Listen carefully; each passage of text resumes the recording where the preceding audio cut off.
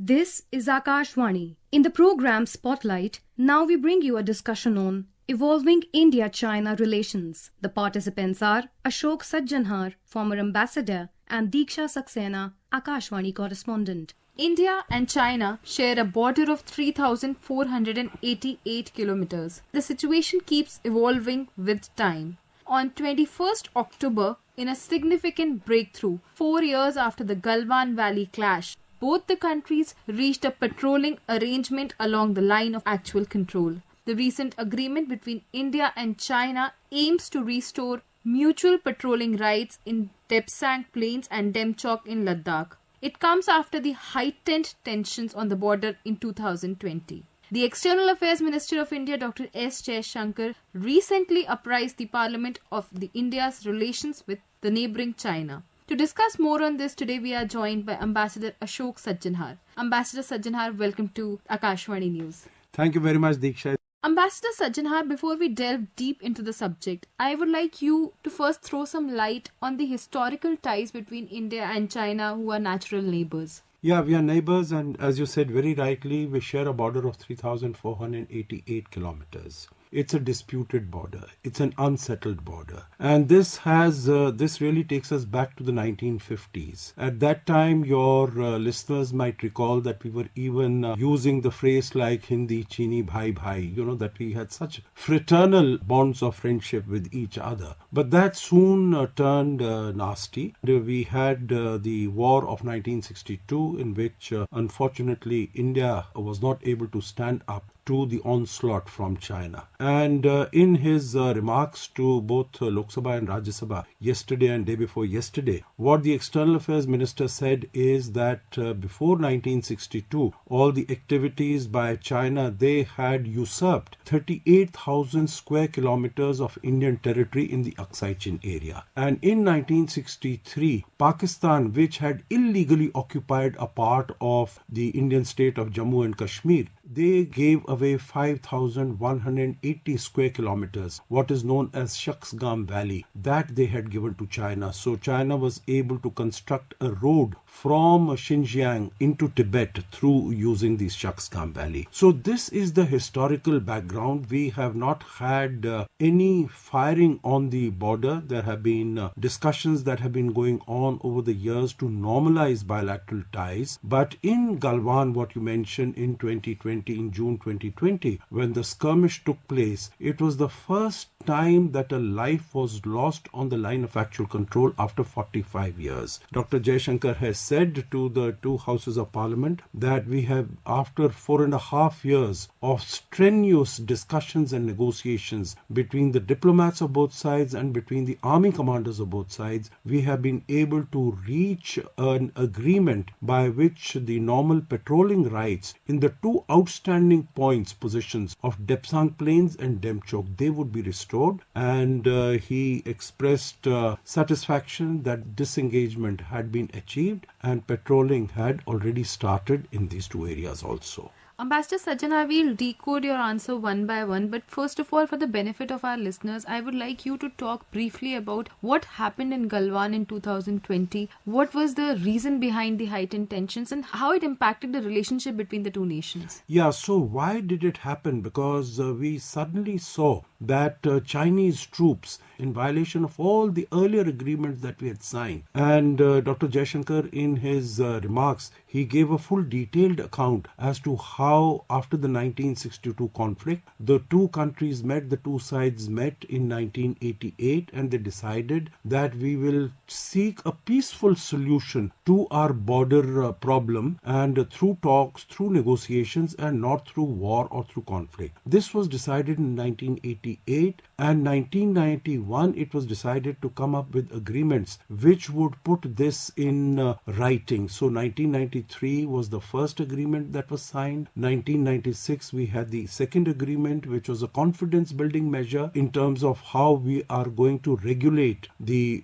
border, the line of actual control between the two countries. Then there were further agreements to clarify and amplify on the decisions that had been taken. They were signed in 2003, 2005. There was a guidelines and principles that were agreed to 2012, 2013. So about 6 sets of agreements were signed, and they were being pursued. The normal relationship in trade, tourism, education, all this investment, all this was going on, and there were discussions that were being held also on settling the border issue. But in violation of all these agreements, China moved its troops in April, May 2020, tried to move them into Indian territory. Large numbers. India also put in place a mirror deployment of similar number of troops and stall the forward movement of the Chinese troops. And this because of a misunderstanding. There was a skirmish at Galwan on the 20th of June. So as a result of that, after that, the relationship came to a freeze. But we kept on discussing, like two mature powers and two self-assured powers, we kept on discussing. There were about 21 meetings of the commandants, senior commandants that took place. There were about 17 meetings of the diplomatic representatives that took place trying to sort out the issue. And of course, there were meetings also between the external affairs minister, foreign ministers of the two sides. Dr. Jaishankar met his counterpart in just after the Galwan incident. Both of them were in Moscow for a SCO meeting, Shanghai Cooperation Organization meeting. He met his counterpart Wang Yi on 10th of September. Subsequently also he met on many occasions for G20. Foreign Minister of China had come to India many times last year. They met, they discussed this issue. This year also again on the 4th of July in Astana, in the capital of Kazakhstan, on the sidelines of the SCO summit, they met again. Our Defense Minister, Raksha Mantri Rajnath Singh ji, he met his counterpart in Moscow, as also more recently in Laos on the sidelines of the ASEAN Defense Ministers meeting. As a result of all that, they were able to come to an agreement on the 21st of October that status quo ante would be restored, so that patrolling of these two remaining points, that is Depsang Plains and Demchok, that would also be permitted under controlled conditions, and also that grazing rights to the shepherds of that area, which were earlier available to them, that also would be provided. Since you spoke about the earlier patrolling arrangement between the two countries, could you also explain what is coordinated patrolling? Basically, the idea is there should not be any misunderstanding.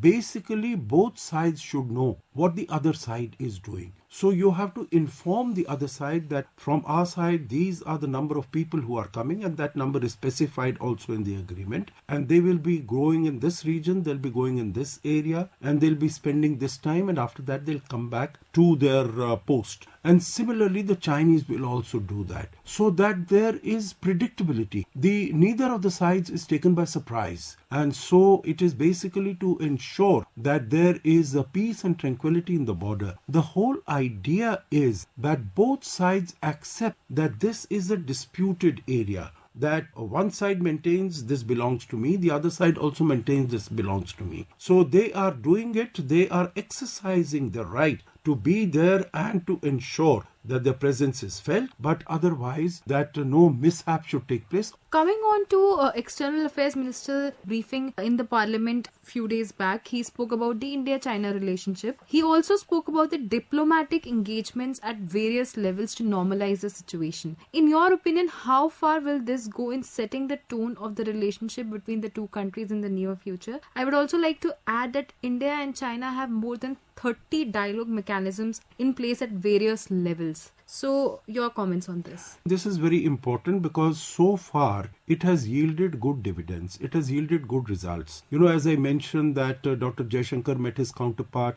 in Moscow in September 2020, just after the Galwan incident. They also met in Astana. They have also met on the sidelines of the G20 process. There is also what is called mechanism, what is known as the WMCC, the Working Mechanism on Cooperation and Coordination. Ambassador Sajjanhar, I would like to add on here, since you mentioned the working mechanism for consultation and coordination. So the 32nd meeting of WMCC was held today in the national capital, and the two sides have positively affirmed the implementation of the most recent disengagement agreement, which completed the resolution of the issues that emerged in the year 2020. They also prepared for the next meeting of the special representatives, which is to be held in accordance with the decision of the two leaders in their meeting in Kazan on the 23rd of October. There is much more to it. This is one of the highlights which I have mentioned here of the WMCC meeting held in New Delhi today. And let me also add, because this is very important, that when there is a diplomatic engagement, then the representatives of the defense services are also part of that delegation. And vice versa, when there is a meeting between the commandants of the two sides, then diplomatic representatives are also a part of the delegation. So that everyone is on the same page, everyone knows what is being discussed, what are the possibilities, what is the potential for improving relations. So here,